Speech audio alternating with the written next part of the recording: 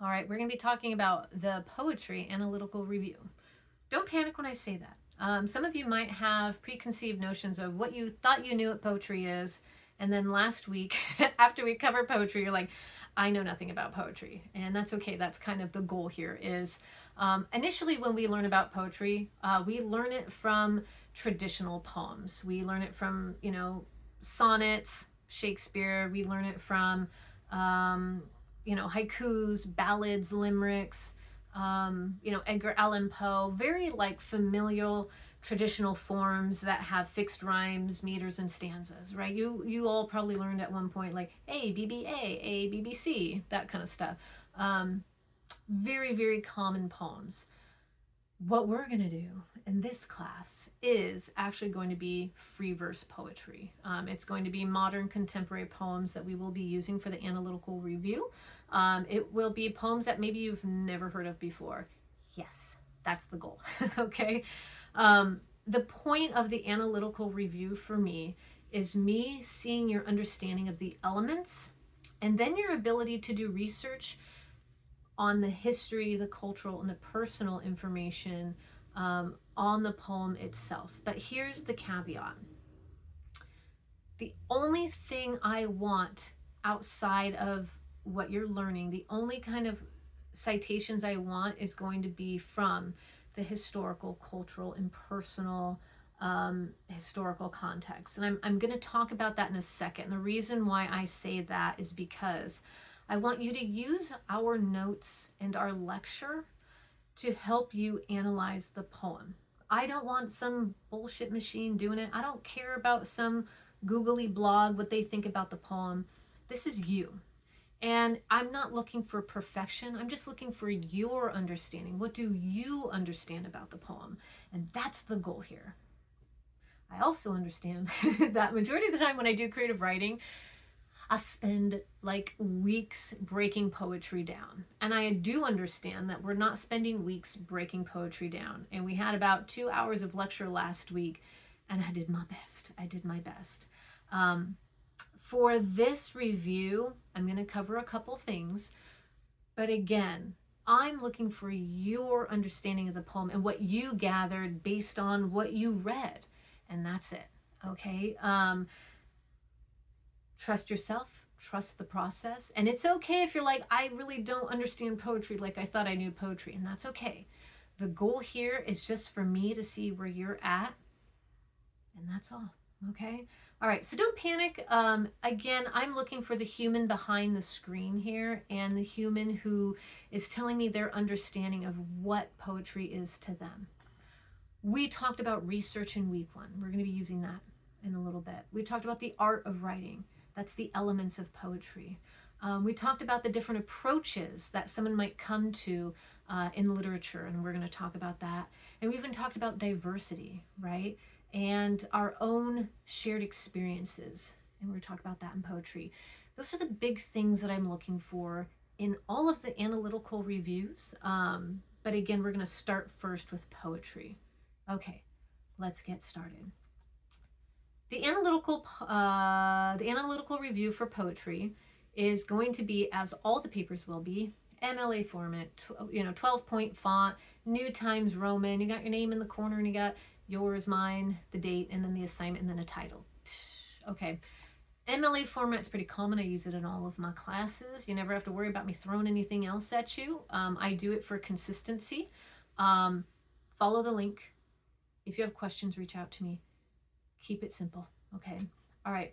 Knowing first that we're going to be doing MLA format, I will talk a little bit about how I want the structure to be for this. But with this analytical review, for the bare minimum, I'm going to need 3 sources. But these sources are only going to be for the historical context in which the poem was written, the cultural context, right? Like, what do we know about the author? So there's also going to be the personal, right? So I want you to look up, when we think of the context of the poem, that's the majority of what the research is going to be. There's your 3.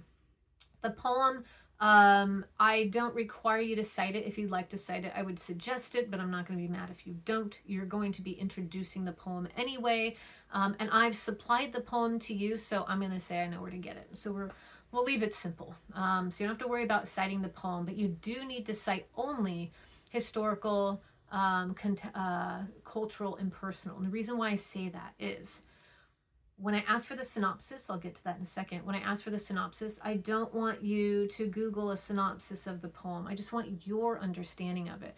And then I want you to tell me how you know the understanding of the poem. That's what we're doing here. Okay, so I have a rhyme and reason for everything. So that being the case, I am going to help you break down what the poem's going to look like. So first, what I want you to do is I want you to introduce the poem, who the author is, and when it was written. I also would like you to give a little bit of historical context of the author themselves. What do we know about them? Who were they? Just a little bit. So that's going to be one of your first sources. Is you're going to say, when it was written and who the author is. Give us some, information about the poem. The only problem with this is, just as a heads up, when you read a work, you should not assume the author is the narrator of the work. Okay, so this is where it's going to be a little hairy, and I'm going to walk you through that. But I do just want to see a little bit of your understanding of who this poet is, just so that it'll, give you a little information. Okay, so again, the first part, introduce the poem, introduce the author, when it was written, and a little bit about the author, the poet themselves. Next, I want you to give me your own understanding of the poem. Just a quick synopsis, just a quick, this poem is written about blah blah. Okay, don't use I think. You don't put I think, because you're going to be using the elements of the poem later to explain why the poem is written the way it is. So you don't have to put I think here. Just say, this poem, blah blah blah, and you talk about what the poem, I guess, seems to be about based on the information below. So you can talk about what the poem is, and then you can say, and then I will tell you, and I'll explain this later, or something along those lines. Don't use that line. That's terrible. That's terrible writing. In other words, you want to use transitional sentences that once you give the synopsis, you're going to let us know that you're going to explain how you came about that based on the elements of the poem, if that helps you. Okay, so once you give your quick synopsis, the next thing you're going to do is you're going to analyze the elements of the poem. And the elements of the poem are pretty much the vocabulary. You're going to talk about the form. What form is it? Is it free form or free verse? Is it a traditional form? Like, what are we looking at? That also includes structure. How are they structuring the poem? You're going to talk about sound devices, imagery, meter and rhyme, and symbolism. That will not be in one full paragraph. What you're going to do is you're going to break up each idea into its own paragraph. I don't know if it helps to start with, form, and then the thing is, I'm afraid you're going to only do one paragraph for form, when form in some of these poems might be multiple paragraphs. So just so you know, just because you're using one word doesn't mean it's only one paragraph. Make sure you're including multiple paragraphs for as much as you need for each of the elements. So when I talk about form, we could look at We Real Cool by Gwendolyn Brooks. And We Real Cool, majority of the poem is based on its form and its rhythm and its line breaks and its structure. So that particular poem is probably going to use a lot of different paragraphs and descriptions covering form just alone in that poem. So keep that in mind. Again, with We Real Cool, we talk about sound devices. And when we talk about sound devices, don't forget, you can scroll down, it's going to give you some more elements of poetry, but sound devices are going to be things like rhythm and rhyme. Is there internal, external rhymes? Why might there be internal, external rhymes? End rhymes. When I do this, by the way, that's the end of a line in a poem. It's that slash. If ever you go to quote a line, you don't have to do a line and then the next line. You don't have to structure it like the poem itself. You can literally just put a dash and continue on your sentence. The dash tells me it's a line break. Anywho, I say that so you know what I'm doing when I'm doing this. So again, when you're talking about sound devices, where are the line breaks? How are they helping with the rhythm? Is there alliteration? Is there assonance? Is there consonance? Is, you know, what is the sounds and the types of rhyming that is being used in the poem? Where do you see that? And show me. And again, you'd be surprised. We would talk about some lines might have multiple different sound devices, like, you know, Peter pecked a pack of peppers, right? Maybe the piper, and then there's, I don't know, I'm trying to think of another word that would rhyme with piper. Piper. Oh Lord, I'm not a poet. This is why I hate rhyming poems. I'm the worst. Anyway, so that's a terrible one to use. But remember before when we used the consonants in poetry, when you look at that little image and they talked about let the boy along his bayonet blade. Well, blade and blood below had the same consonants, but they also had alliteration. I'm sorry, assonance with bayonet blade, or malice, or alliteration, or assonance where it was malice, like a madman's flash. So you get multiple different sound devices in one poem, and that's what I'm looking for, is your understanding. And if you're not sure, this is what your read is on it. You can say, well, it looks like there is consonants here, here, and here. It also looks like there's assonance here, here, and here, and alliteration throughout each beginning. Like, these are the things that you are going to tell me, because again, you're going to assume ignorance. Pretend I don't know anything about poetry. I don't know what any of these words mean. If you're not sure, that's okay. You are going to teach me. Don't just assume I know, and don't just assume you know. Look it up, figure it out. You know it because it's here. I have definitions and examples of what these are to help you out. Anyway, I want you to show me your understanding of the elements of the poem. Okay. When we talk again about elements, we're also including imagery. What type of imagery are we seeing here? And I want you to show me examples. So if there's visual imagery, what kind of visions are, you know, when it appeals to sight? Oftentimes that would be color, it would be shininess, it would be, you know, size or shape, right? What's the visual this poem is including to help us understand? You know, what kind of images are they using?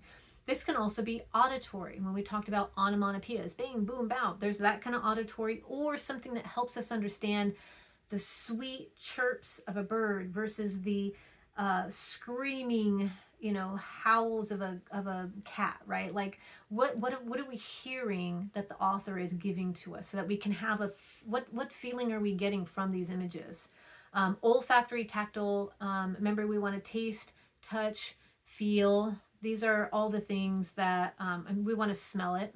Taste, touch, feel. It's all the same damn thing. What are we smelling? What are we tasting? And what are we feeling? Okay. When we are talking about the devices and the elements, what are the parts of the poem that are telling you what you know? Okay. And again, this is going to take some time. That's why the poems aren't big. They're not huge poems. They're short. And the majority of them are pretty much to the point. The goal here is to break them down to the best of your ability and show me what you saw in the poem, and only you. I don't want anyone else's opinion. I want yours. Tell me what you saw.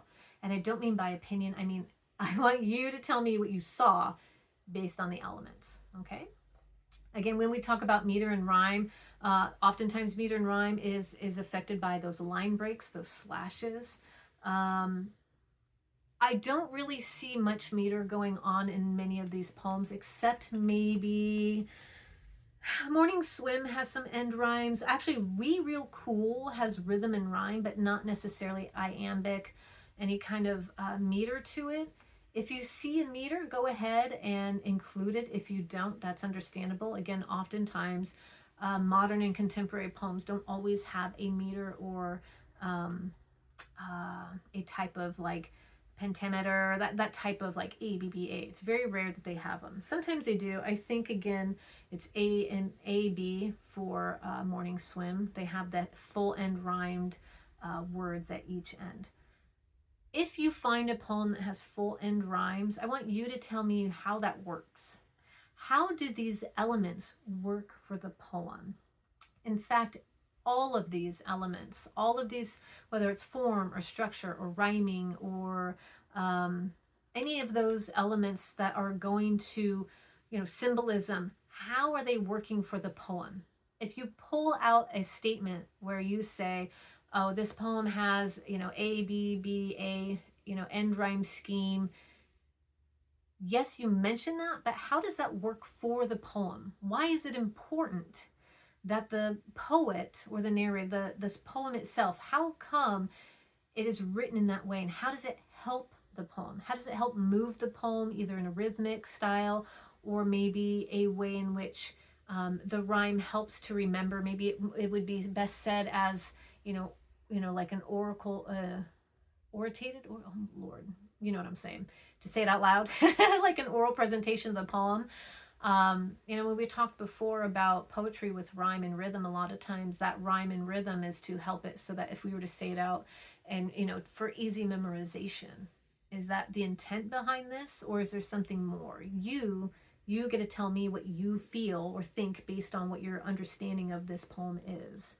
That's the biggest part of this entire thing, is really utilizing your understanding of these elements in these pieces and how they help the poem and help you as a reader understand it.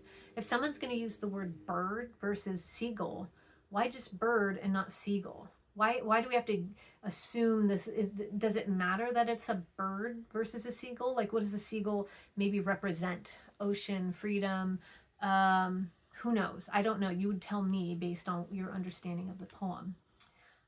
Again, be very specific. When you were to use a vocabulary word, I see this often, and you all maybe have seen me say this. I think I write this in every single feedback response is, show me an example. If you're going to say something where you've got like 4 different vocabulary words in one sentence, I'm probably going to ask you some questions because you didn't give me any examples. So if you said the line breaks in this poem emphasize alliteration, well, I don't know. I don't know what a line break is. I don't know what alliteration is. You need to break it down and give me examples. So if you were to say the line breaks in this poem, help push for, alliteration, you'd give me an actual example of that from the poem. Okay, and you'd show me the words, and you would explain this in some way.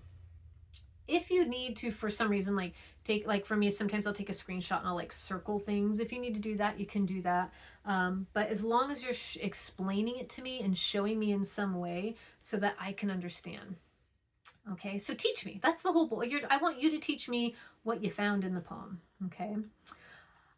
So once you have done all that, again, don't forget to include the vocabulary with examples. Always use examples. You're going to hear me say that 1,000 times.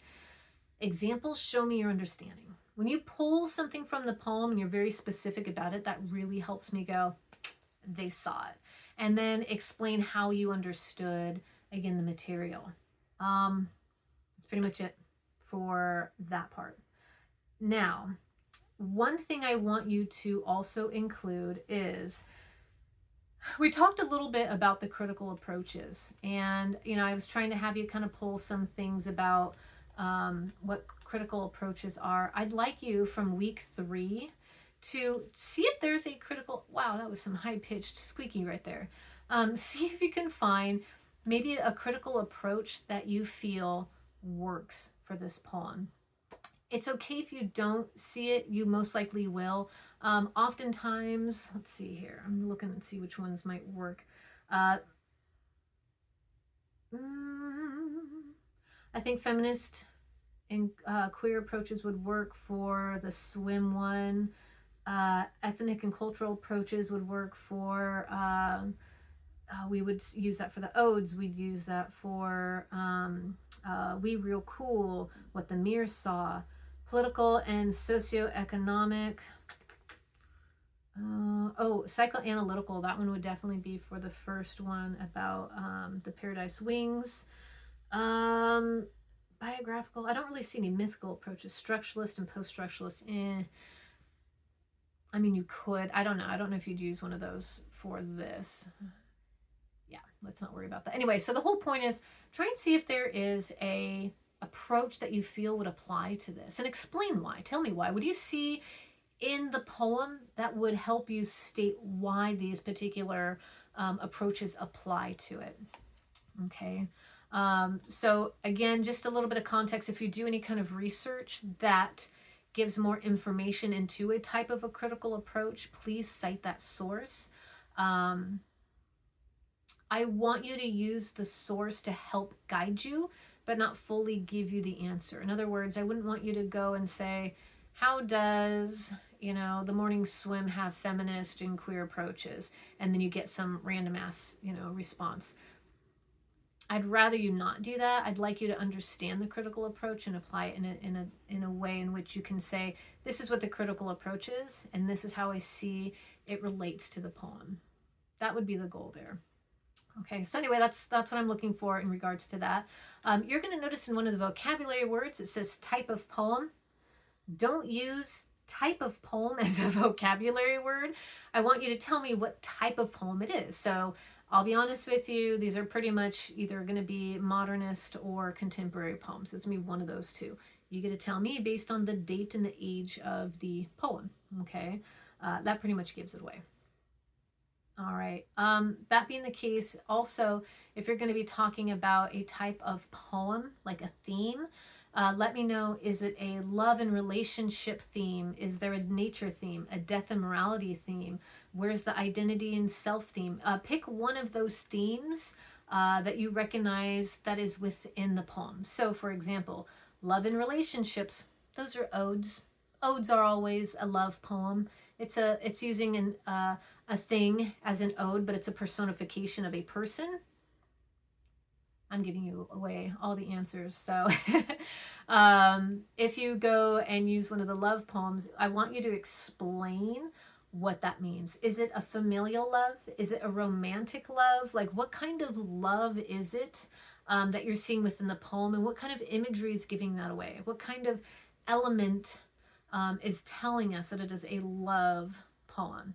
When we talk about nature, I'd probably say that Morning Swim would include nature as a theme. Explain how nature is the theme. Where are you seeing that in the dialogue? As the cold deepens, I guess you could say nature too.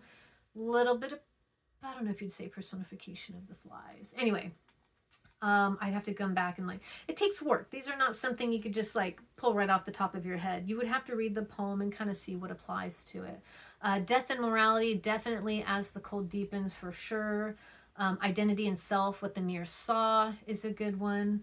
I don't really have any conflict or war poems that I'm using, so those wouldn't really work. But political conflict in these poems, let me see. No, I don't really see that in here, but yeah, I don't really see that. But you can see the other ones do apply. So tell me, what's the theme? When you look at the order in which I'm offering you to put things in, if you're using the theme, it's okay if you have to put the theme in from the beginning to kind of help explain the poem. So if you're going to talk about an ode, and at the very beginning you say the theme here is love, go ahead, right? So themes you can begin as you're right after you give your synopsis and you kind of start on the poem and the elements. You can throw in what the theme is to kind of guide the way in which you're talking about the poem. You can talk about how the theme is nature. Here, let me explain how the theme is nature and how it applies. You can say the theme here is death and morality, and let me explain how it applies. When you put the theme before all the elements, it actually guides you on how you can talk about the poem. Okay, so just consider that. What else in here?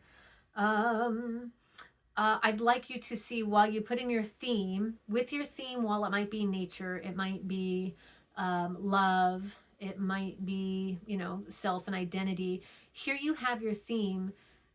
Also, don't forget to throw in whether or not they're, what the social or maybe political or historical concepts are, or contexts, are within the poem. The reason why I don't have these, put it here, is sometimes when you talk about the political or contextual factors like history and whatever, when you go to put those in, sometimes those slip in with the elements. So if you're talking about, again, we, real, cool, the dialogue that's being used, the type of words that are being used, those, if you look at the date of the poem, or at least the intention of like when that poem was supposed to represent, you're going to notice that within those elements, you're going to see that there's a historical and cultural influence on those elements. I hope that helps you see how I want to use it. So again, the cultural, historical, and personal context might have to be woven in throughout the parts where you're using the elements. In other words, don't just go, 1, 2, 3, 4, 5 as you're writing the poem, and then just throw in a critical reproach, and then all of a sudden put in the political, context at the bottom. Those will probably work best woven in to this analytical review to help guide you a little bit. Okay, so keep that in mind, because those influences are what influence the author's intent in using it within the poem in that way, if that makes sense, right? So again, political, cultural, historical, personal, those are all woven in throughout the poem as they're using certain elements. Hope that helps you. Okay, honestly, I really want you to have fun with this. My goal here, and I'm imagining the reason you took a literature class is because you like literature as much as I do, and maybe you kind of like are forced to take the class. I really don't know what reason you are, why you're in this class, but what I would really love is for you to have fun with this. Like, why not break it down and try and figure out why the fuck did they do this? Oops, excuse my language. Anywho, right? Like, the goal here is like, why did they do what they did? What was the intent behind this? And really just have fun with it. The poems are great. These are some of my favorite poems. I didn't put in, obviously, I love William Carlos Williams and E.E. Cummings, and I love those. But I wanted, and since I've pretty much broken those down to death, I wanted to give you something a little bit more, next level, to kind of help you find something different that you've never read before, that you wouldn't find quickly anywhere else. Waylon Carlos Williams, E.E. Cummings, they're all very, common and popular, and for a reason, they're fantastic. But these poems that I offer you, I feel are really, really impactful, and they really have a lot to say in a very short little piece. So please go ahead and take a look at any one of them that you want to do, and kind of figure out, why was this poem necessary? That's what we're trying to figure out, because if we're going to include diversity and shared experiences, literature is important. Sharing our stories is important. So tell me why you feel these are important. How did they use the awesome creativity of poetry? Poetry you could just do so much with. Why did they do it that way instead of put it in just a short story? So anyway, pretty sure that's everything. I hope I covered it. Let me double check. Again, if you're using imagery, be very specific. Always pull things from the work to tell me why you think the way you think, but don't use I think. You know what I'm saying? The reason why I say don't say I think, because it undermines your understanding of the poem. And you wouldn't have to say I think, because you're using examples from the poem to tell me what you know about the poem. Make sure you're very specific. Don't use just, you could use theme, but tell me what the theme is for this poem, whether it's love or nature or self-discovery, that kind of thing. If you use the words metaphors or similes, please make sure you use examples to show me what were the metaphors, what were the similes, and why. Why were those used? And then any kind of personification, again, like personification used in Ode to Pork. Why that? Why pork? Okay, why chicken? And then again, tell me what the importance is. And then context. Always make sure you're including context. And cite your sources. Please cite your sources. Again, at least include the history, any kind of cultural or personal context.